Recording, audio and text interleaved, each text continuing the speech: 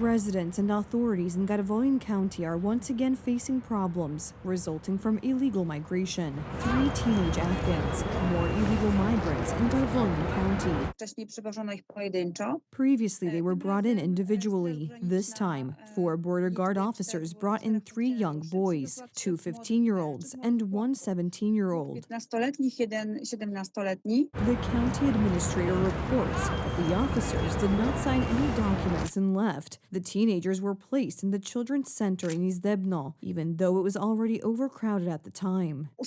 I heard from them that they want to go to school in Poland, and then one of them said that he has a brother in France. And if we take them to France, they want to be in France. 2 of them escaped from the center yesterday evening. They are wanted by the police.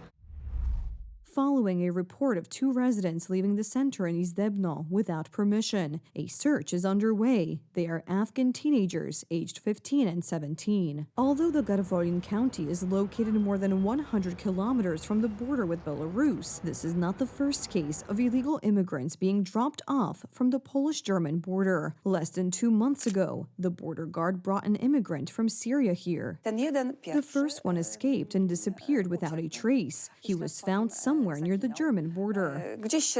At around the same time, the police detained a Belarusian woman who was smuggling 5 immigrants in her car. 5 illegal immigrants were being transported in a car that was stopped by police officers from Garvoin, working in cooperation with border guard officers from Sławatycze. The men had no identity documents. They were probably all from Afghanistan. 2 years ago, Donald Tusk called for a boycott of the referendum on illegal migrants. I hereby solemnly invalidate this referendum. Now, concerned residents of the Garvoin County, among others, have initiated a petition for another vote on this issue. This is also a very important message from local governments that the Polish community, including residents of municipalities, counties, and even the smallest towns, do not want mass migration. The fact that pressure from citizens makes sense has been proven by patriots from the border defense movement. It is thanks to their actions and the support of residents of border areas that the government introduced border controls. These have been extended until October 4th. However, even before they were introduced, Germany had already transferred several thousand illegal immigrants to Poland.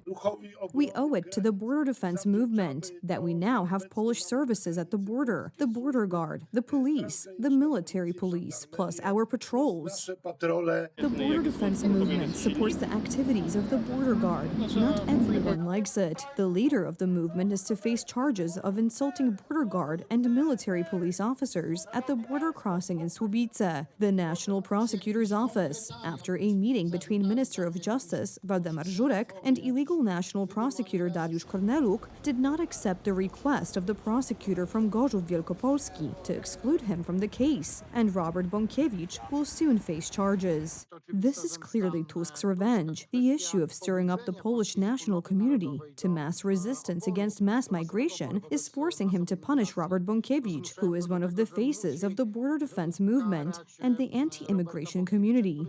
High migration pressure also persists on the eastern border. In Cheremcha, foreigners attempted to breach border security using a portable toilet. They were apprehended several hundred meters from the borderline. In Płońsk, border guard officers detained a Ukrainian man transporting 3 illegal migrants from Bangladesh. The courier will face charges for organizing illegal border crossings. The Bangladeshi citizens will be handed over to the Lithuanian side. These are people from completely different cultures, from cultures where violence and rape prevail, and such people should not be in Poland. The European Union has not let Poland off the hook either. Next June, the Migration Pact and the Take Them In or Pay Up rule are set to come into force.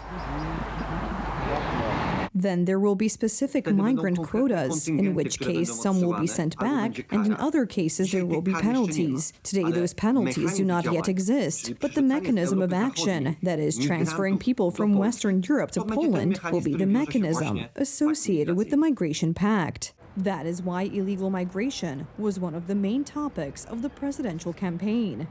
Poland must firmly defend its borders and refuse to accept thousands of dangerous people from around the world. As president, I will unilaterally terminate the migration pact. Unijny pakt migracyjny. During his first address, Polish President Karol Nawrocki reiterated this promise. Plan 21 and my program are a no to illegal migration, so that Polish people can feel completely safe in their own homeland.